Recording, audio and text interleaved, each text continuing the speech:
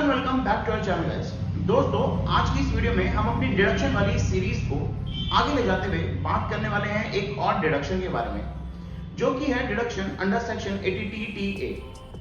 ये वैसे तो काफी कॉमनली यूज डिडक्शन है और अधिकतर लोग इसका बेनिफिट लेते हैं, लेकिन अगर आपने इसके बारे में नहीं सुना है और आप इस वाले डिडक्शन का बेनिफिट नहीं लेते हैं तो जुड़े रहिए इस वीडियो के साथ और चलिए शुरू करते हैं।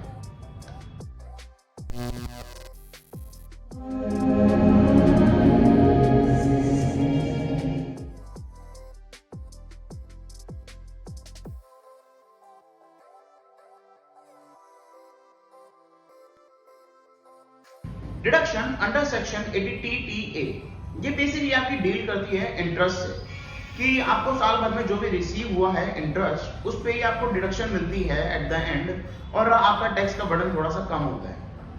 लेकिन वहीं अगर हम बात करें इंटरेस्ट वर्ड की, तो इंटरेस्ट वर्ड एक काफी ब्रॉड कैटेगरी है और उसमें काफी सारे टाइप का इंटरेस्ट आ सकता है और काफी सारी जगह से मिला हुआ इंटरेस्ट भी उसमें आ सकता है।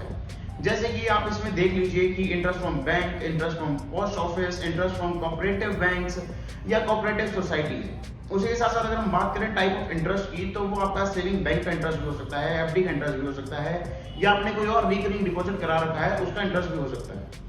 तो इसी को हम डिटेल में देखते हैं कि इसमें किस वाले टाइप के इंटरेस्ट पे हमें डिडक्शन देखने को मिलता है। इस वाले सेक्शन के लिए इंटरेस्ट का जो मतलब है, इंटरेस्ट का जो बेसिक मीनिंग है जिसका डिडक्शन हमें मिलता है, वो है सेविंग बैंक का इंटरेस्ट या फिर कोई भी सेविंग अकाउंट का इंटरेस्ट। तो इसमें ना तो आपका एफडी का इंटरेस्ट आता, ना कोई रिकरिंग डिपॉजिट का इंटरेस्ट आता। वहीं अगर हम बात करें कि कहां से मिलने वाला इंटरेस्ट इसमें कवर्ड हो सकता है, तो वो है interest from bank, interest from cooperative society या फिर आपका कोऑपरेटिव बैंक। उसी के साथ साथ तीसरा है आपका इंटरेस्ट फ्रॉम पोस्ट ऑफिस। इन वाली जगहों से अगर आपको सेविंग अकाउंट पे कोई इंटरेस्ट मिला है तो वो इस वाले डिडक्शन में कवर हो जाएगा। अब हम बात कर लेते हैं इसकी लिमिट की, कि कितनी लिमिट तक, या तो जितना हमें इंटरेस्ट मिला सारा ही, या इसमें कोई लिमिट है जो जितने अमाउंट तक हम डिडक्शन क्लेम कर सकते हैं। तो इसमें जो आपकी लिमिट है वो है ₹10,000 कि अगर आपको 10,000 तक इंटरेस्ट साल भर का रिसीव होता है तो उतने अमाउंट तक आप इसमें डिडक्शन क्लेम कर सकते हैं। उसके ऊपर वाला जो भी पार्ट है वो आपका रहेगा टैक्सेबल। वहीं अगर हम बात कर लें कि कौन कौन इसकी डिडक्शन ले सकता है, क्या कोई भी कंपनी, एओबी, बीओआई और आपका कोई भी एचयूएफ इंडिविजुअल कोई भी इसका डिडक्शन का आपका बेनिफिट ले सकता है? तो नहीं। अगर आप केवल एक इंडिविजुअल हैं या आप एक एचयूएफ की रिटर्न फाइल कर रहे हैं तो ही आप इस वाले सेक्शन का, इस वाले डिडक्शन का बेनिफिट ले सकते हैं। उसी के साथ साथ इसमें आपको ये भी देखना चाहिए, अगर आप एक सीनियर सिटीजन हैं, यानी कि आपकी एज जो है 60 ईयर्स या उससे ऊपर है, तो आपके लिए एक और सेक्शन है 80TTB, जिसकी वीडियो हम आपको जल्दी ही दे देंगे। आप उस वाले सेक्शन का बेनिफिट ले सकते हैं और उसमें आपको ज्यादा अमाउंट देखने के लिए मिलता है डिडक्शन में। अब हम बात कर लेते हैं कि कैसे हम ये वाले डिडक्शन का बेनिफिट ले सकते हैं और कैसे हम इसको अपनी कंप्यूटेशन में दिखाना होता है। बेसिकली जब आप अपनी इनकम कैलकुलेट कर रहे होते हैं कि आपको जिस भी सोर्स से इनकम मिली है, लेट्स सपोज आपको सैलरी से मिली है या तो कोई बिजनेस प्रोफेशन से मिली है, उसी की तरह आपका जितना भी सेविंग बैंक का इंटरेस्ट होता है वो आपको अदर सोर्सेज में दिखाना होता है। आप वहां पे इसको कंसीडर कर लीजिए। उसके बाद आपकी जो निकल के आती है वो होती है ग्रॉस टोटल इनकम।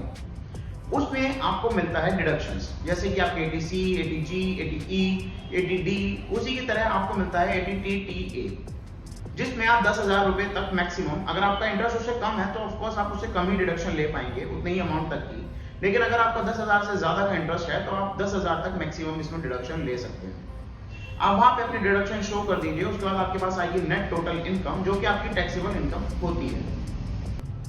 इसी को समझ लेते हैं हम एक एग्जांपल के साथ। लेट्स सपोज आपकी इनकम फ्रॉम सैलरी है 5 लाख रुपीज, आपका इंटरेस्ट फ्रॉम सेविंग बैंक है 10,000 रुपीज, और उसी के साथ साथ आपको मिला है इंटरेस्ट फ्रॉम फिक्स डिपॉजिट जो कि है 25,000 रुपए। तो आपकी ग्रॉस टोटल इनकम जो हो गई है वो है 5,35,000 रुपए। उसमें अब आप आ जाइए डिडक्शन वाले पार्ट्स पे। लेट्स सपोज आप कोई और डिडक्शन क्लेम नहीं कर रहे हैं, आप केवल 80TTA का डिडक्शन क्लेम कर रहे हैं, तो वहां पे आप 10,000 रुपए क्लेम कर लीजिए।